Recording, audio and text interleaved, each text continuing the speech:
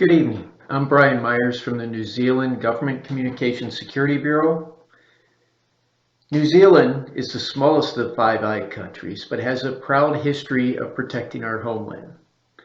The GCSB is charged with providing cybersecurity to New Zealand government, analyzing intelligence, and providing assistance in protecting New Zealand's national security.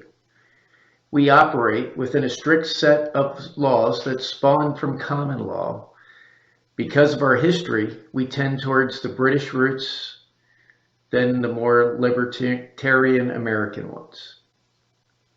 I've been working in networking and cybersecurity for nearly 20 years. My team and I have just returned from the Five Eyes Summit in London, where we successfully worked with our peers and defended our infrastructure from a series of attacks. This report is offered in defense of those efforts and to legally go after the bad actors that attack the infrastructure of the summit if more evidence can be developed.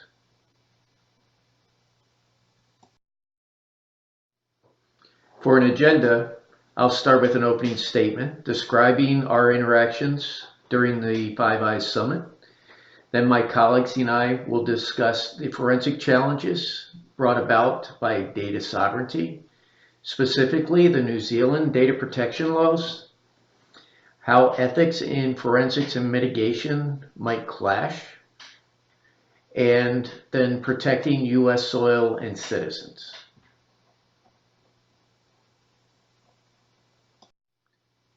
The mission of the Cyber Operations Team at the Global Economic Summit was to assist other Five Eyes countries in understanding the cybersecurity policy framework of our nation, while using that framework to protect our deployed and national infrastructure.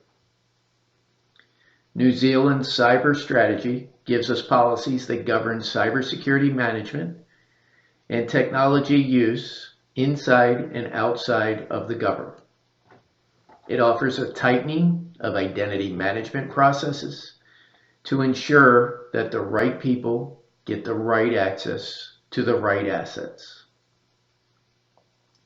Through our comparison of other Five Eyes nations, we validated that most of the Five Eyes countries adopt similar International Organization for Standards, ISO, processes, with the Americans following the National Institute of Standards and Technology, NIST, framework for protecting their entities. NIST and ISO do not differ greatly. At the start of the summit, it was discovered that there was an analogous network traffic occurring and multiple cyber attacks targeting the network. Our Chief Information Security Officer directed that we analyze the traffic, and we were able to determine which of the IP addresses were associated with malicious activity and created a chain of custody to document those findings. Other countries did the same. Next, we compiled a network security checklist to address the severity of threats from a security and risk management aspect. We utilized a vulnerability management matrix to compare with a vulnerability scan of the network that determined the security gaps of our network. We then developed an incident response plan to detail how we were going to respond to any security incidents and successfully identified and respond to security incidents as they occur. Following that IR plan, it was important to evaluate the service level agreements that existed to assess how effective those contractual actions had been and confirm that the service levels met the guidelines mandated within our plan. We looked at the software development lifecycle and how development is implemented with a focus on risks and costs and how it should be rolled out. We highlighted the details of 2 attacks in addition to the forensics on the bad eyepiece discussed earlier: a distributed denial of service attack and a ransomware attack through phishing. Our forensic report focused on a detailed understanding of what occurred, how our IR team responded, and implementing a business continuity plan to ensure that an attack would not recur. Finally, we concluded with recommendations on how to mitigate security risk and harden our operating systems to make them as bulletproof as possible to thwart cyber attacks in the future. Our team has recommended enterprise endpoint security software be installed on all systems in order to prevent these attacks from occurring in the future. Endpoint security protection helps to secure the network and prevents the introduction of malware, block malicious activities, and provides remediation solutions. The layered approach consists of a firewall, anti-malware protection, intrusion protection, web management, external device control, threat response, vulnerability scanning, patch management, and email protection. Endpoint security protection, if installed prior to the attacks, would have provided the means to prevent or mitigate the attack. We also recommend that our system security team review the hardening standards in accordance with ISO. Our staff with access should be advised of the attempts and should be reminded of their training on information security and especially phishing. An internal vulnerability and compliance audit should be performed to ensure the systems are properly hardened and patched. Additionally, an external penetration test should be performed to locate any yet to be found vulnerabilities. Any risk found during these recommendations should be added to the risk register and mitigated as soon as possible. If necessary, part or all of the system should be taken offline to protect the information and mission. Finally, employee training is a must. Knowledge checks should be conducted during application process in order to gauge whether the employee stands in regards to the knowledge of security awareness. A security training session should be held during orientation, followed by an assessment exam to test employees' understanding of the training. Training and assessments should be completed every 6 months to reinforce awareness. If an employee is found to be non-compliant with security practice, appropriate follow-up actions should be taken.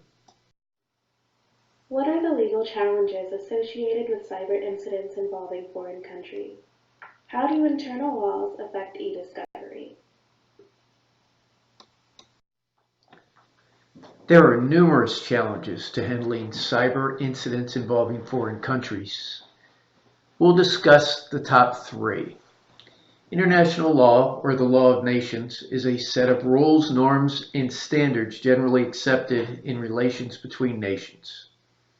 It establishes normative guides and a common conceptual framework to guide states across a broad range of domains, including war, diplomacy, trade, human rights, and in our case, cybersecurity. International law thus provides a means for states to practice more stable, consistent, and organized international relations, working with each other to ensure the best outcome for their citizens. Sources of international law include international custom, general stated practice accepted as law, treaties between 2 or more countries, and general principles of law recognized by most national legal systems.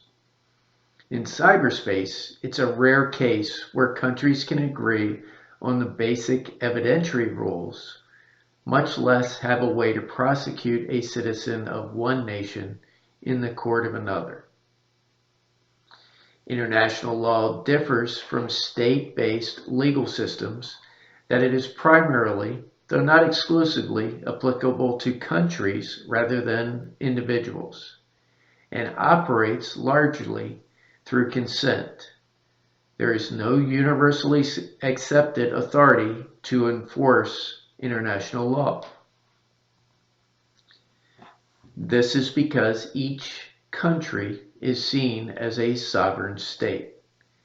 Consequently, states may choose not to abide by international law or custom, or even break treaties.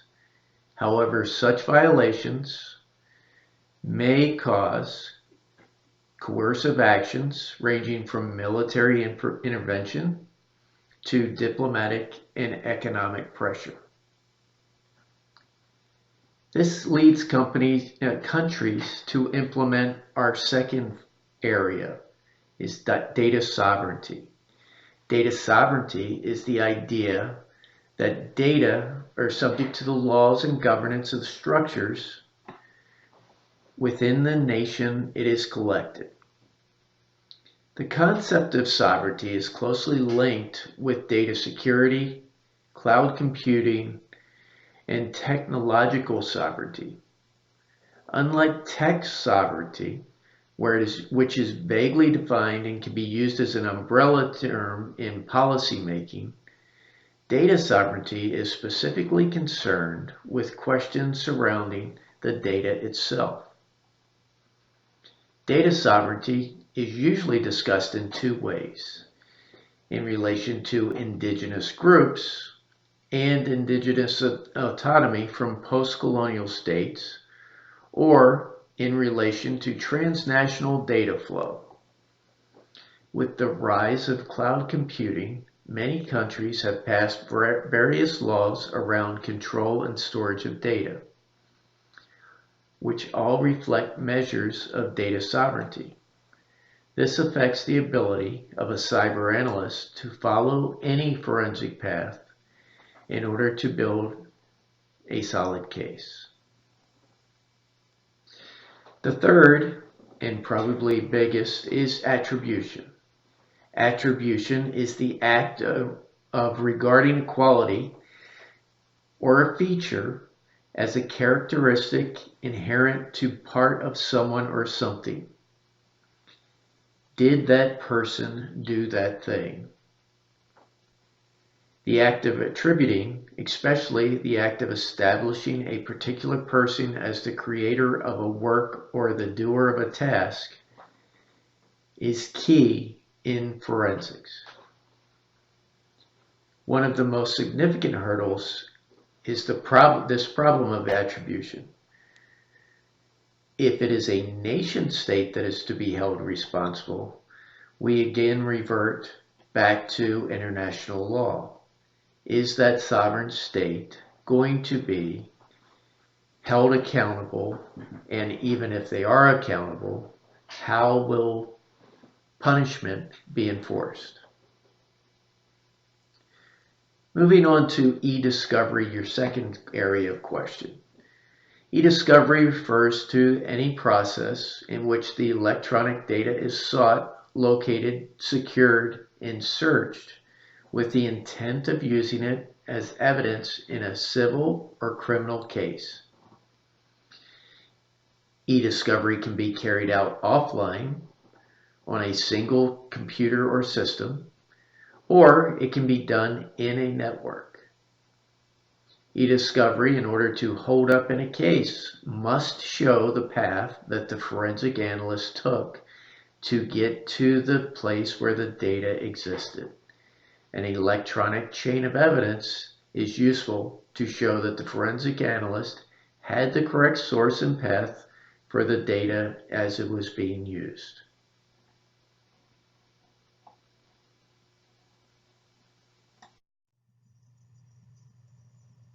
This is regarding focus area 2.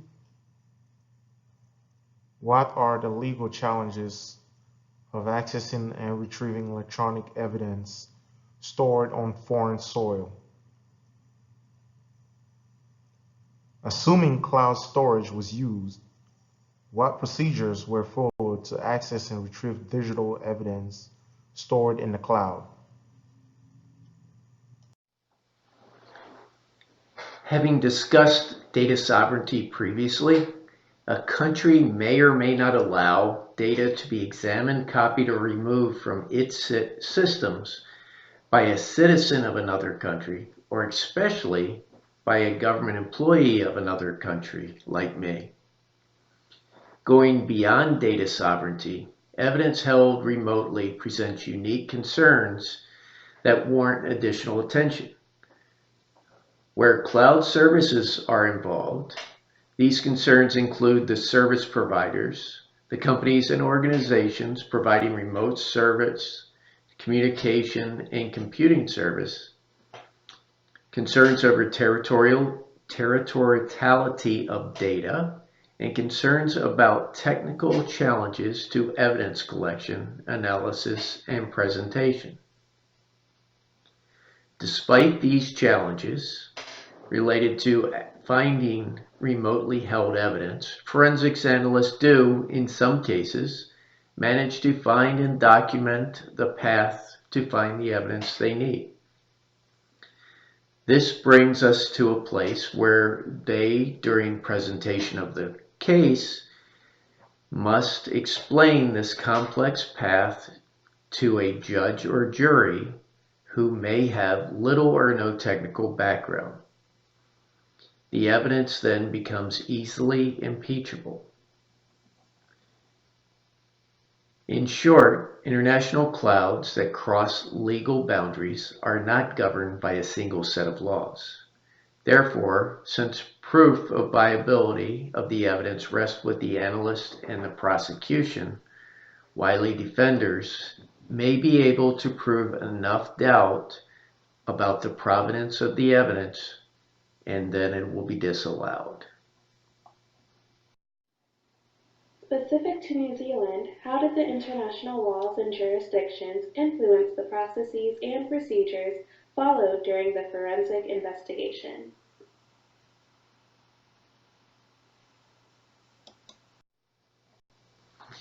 International law had little to do with our processes and procedures.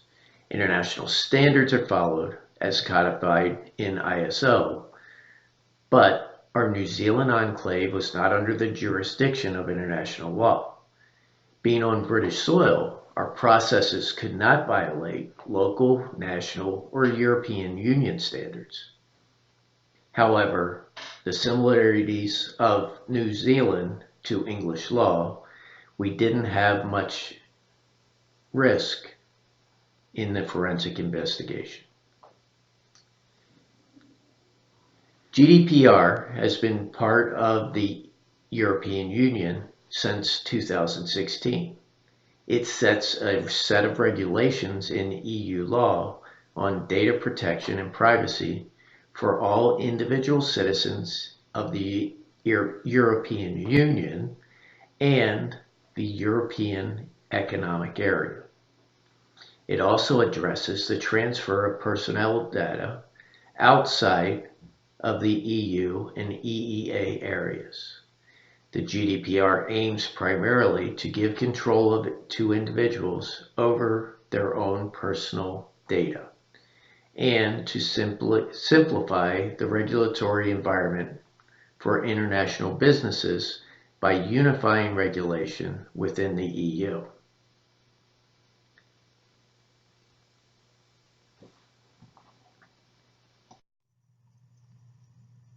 What conflicts arose between ethics and international laws during the forensic investigation? How did these conflicts affect the investigation?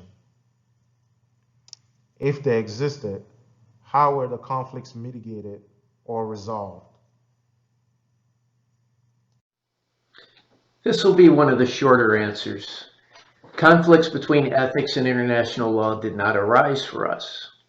While we did want to track the bad actors through every means necessary, the investigation stopped when we could not provide a complete chain of custody.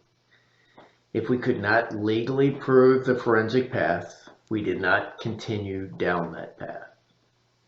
Other means, such as legal or diplomatic pleadings, may further our success, but those could not be counted on in our case, and we didn't have the time.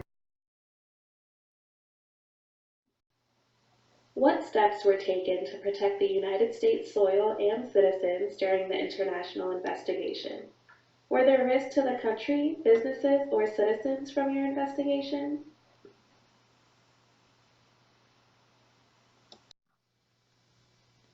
As to the area of protecting U.S. sovereignty, New Zealand is a strong partner and friend of the United States. The U.S. diplomatic presence in New Zealand dates back to the commissioning of the first U.S. consul in 1838. Formal diplomatic relations were established in 1942 following the United Kingdom's recognition of New Zealand's domestic and external autonomy within the British Empire. Bilateral ties between the two countries have improved dramatically in the past several years. In 2010, the United States and New Zealand signed the Wellington Declaration, reaffirming those close ties between two countries and outlining future practical cooperation. This was enhanced in 2012 by the signing of the Washington Declaration, which strengthened the defensive relationship by providing a framework and strategic guidance for security cooperation and defensive dialogues. As far as we could tell, there was no danger in our investigation of harming U.S. assets in any way. Should the bad actor be found to be an American citizen or residing in America, the two countries have strong extradition treaties to support each other's criminal justice efforts.